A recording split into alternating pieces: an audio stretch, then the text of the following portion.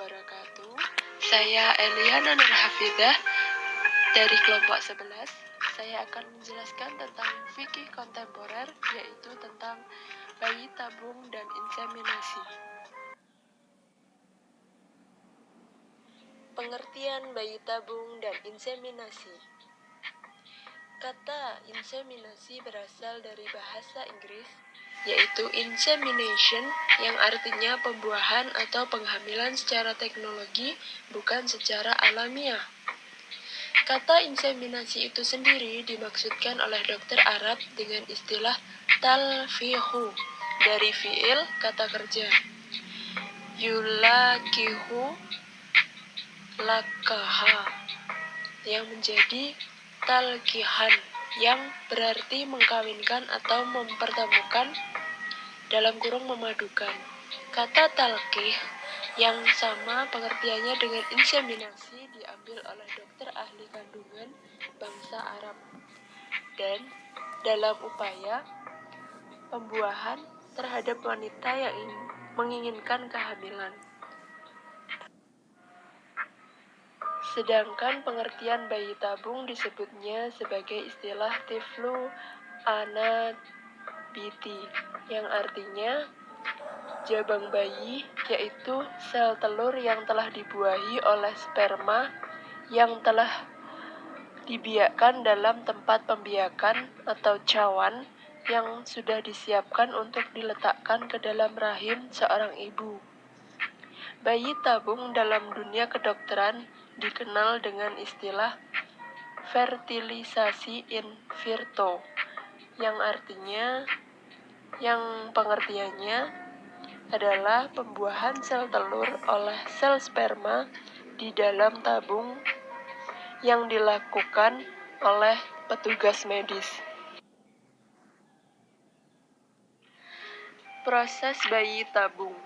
Untuk melakukan inseminasi buatan, sepasang suami istri yang menginginkan kehamilan diharapkan selalu berkonsultasi dengan dokter ahli dengan memeriksa dirinya apakah keduanya bisa membuahi atau dibuahi untuk mendapatkan keturunan atau tidak. Ada beberapa teknik inseminasi buatan yang telah dikembangkan di dunia kedokteran. Yang pertama, fertilization in vitro, yaitu dengan cara mengambil sperma suami dan ovum istri, kemudian diproses di vitro atau tabung, dan setelah terjadi pembuahan, lalu ditransfer di rahim istri. Yang kedua, ada gamet intrafellopian tuba, dengan cara mengambil sperma suami dan ovum istri, dan setelah dicampur menjadi pembuahan, maka segera ditahan di saluran sel telur atau tuba Fallopi. Teknik kedua ini lebih alamiah daripada teknik pertama, sebab sperma hanya bisa membuahi ovum di tuba Fallopi setelah terjadi ejakulasi.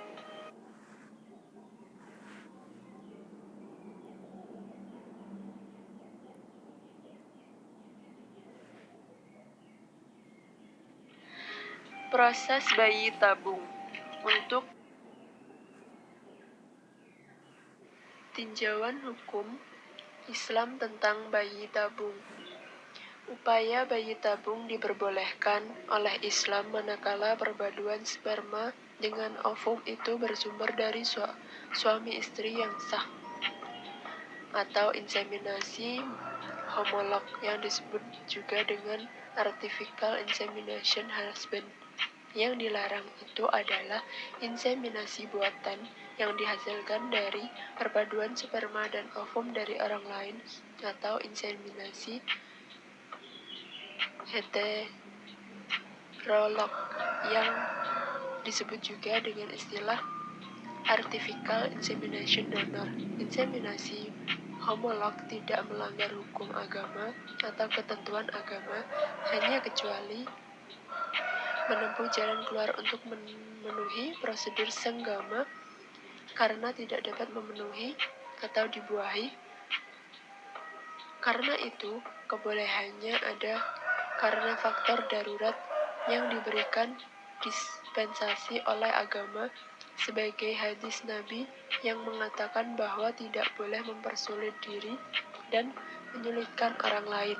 Sebaliknya, inseminasi buatan itu dilakukan dengan bantuan donor sperma atau ovum, maka hal ini diharamkan dan hukumnya sama seperti zina.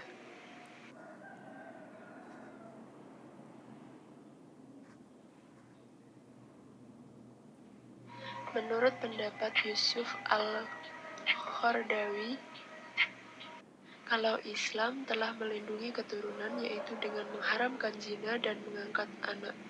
Sehingga dengan demikian, situasi keluarga yang selalu bersih dan anasir-anasir asing, maka untuk itu Islam juga mengharamkan apa yang disebut dengan pencangkokan sperma atau bayi tabung apabila ternyata pencangkokan itu bukan sperma suami. Dan menurut fatwa Majelis Ulama Indonesia, Dewan Pemimpin Majelis Ulama Indonesia, bayi tabung dengan sperma dan ovum dari pasangan suami istri itu sah, tapi hukumnya mubah, diperbolehkan, sebab ini termasuk ikhtiar yang berdasarkan kaidah-kaidah Islam. Asal keadaan suami istri yang bersangkutan benar-benar memerlukan cara inseminasi buatan untuk memperoleh anak, karena dengan cara pembuahan alami, suami istri tidak berhasil memperoleh anak. Hal ini sesuai dengan kaidah fikih. Mutarahat dan maslahah teknik bayi tabung. Sebagaimana kita ketahui bahwa inseminasi buatan pada manusia dengan donor sperma dan ovum lebih banyak mendatangkan mudarat daripada maslahah. Maslahah yang dibawa inseminasi buatan ialah membantu suami istri yang mandul, baik keduanya maupun salah satunya untuk mendapatkan keturunan atau mengalami gangguan pembuahan normal.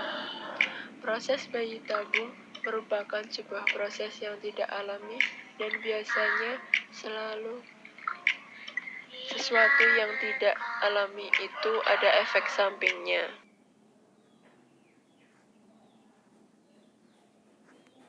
Mutarahat ovarian hyperstimulation syndrome merupakan komplikasi dari proses stimulasi perkembangan sel telur di mana banyak folikel yang dihasilkan sehingga terjadi akumulasi cairan di perut.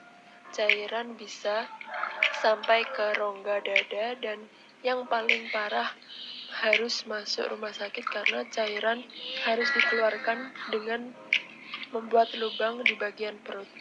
Kalau tidak dikeluarkan, bisa mengganggu fungsi tubuh yang lain. Yang kedua, kehamilan kembar. Bukan merupakan rahasia lagi kalau proses bayi tabung bisa menghasilkan lebih dari satu bayi. Kelihatannya enak punya bayi kembar, tapi katanya resiko melahirkannya lebih tinggi daripada hanya satu bayi. Yang ketiga, keguguran. Ini memang bisa juga terjadi pada kehamilan normal. Tingkat keguguran bayi tabung sekitar 20%. Yang keempat, kehamilan di luar kandungan atau kehamilan ektopik kemungkinan terjadi 5%. Resiko pendarahan pada pengambilan sel telur jarang terjadi karena prosedurnya menggunakan jarum khusus yang dimasukkan ke dalam rahim. Maslahah. Adapun maslahah dari teknik bayi tabung antara lain, pertama, memberi harapan kepada pasangan suami istri yang lambat punya anak atau mandul. Yang kedua, memberikan harapan bagi kesejahteraan umat manusia. Yang ketiga, menghindari penyakit seperti penyakit menurun genetik sehingga untuk ke depan atau terlahir manusia yang sehat dan bebas dari penyakit keturunan. Yang keempat, menuntun manusia untuk menciptakan sesuatu yang baru. Status anak, bayi tabung menurut Islam. Status anak, hasil inseminasi dengan donor sperma atau ovum menurut hukum Islam adalah tidak sah dan statusnya sama dengan anak hasil prostitusi.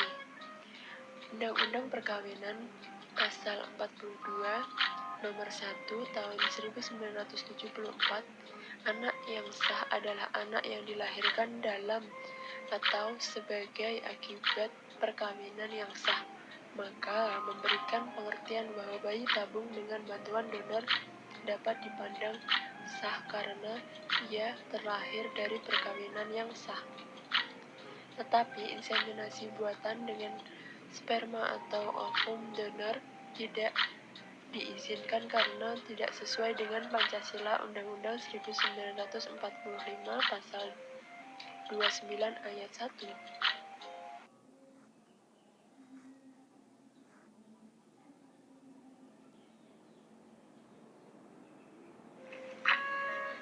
Terima kasih, sekian dari presentasi saya. Wassalamualaikum warahmatullahi wabarakatuh.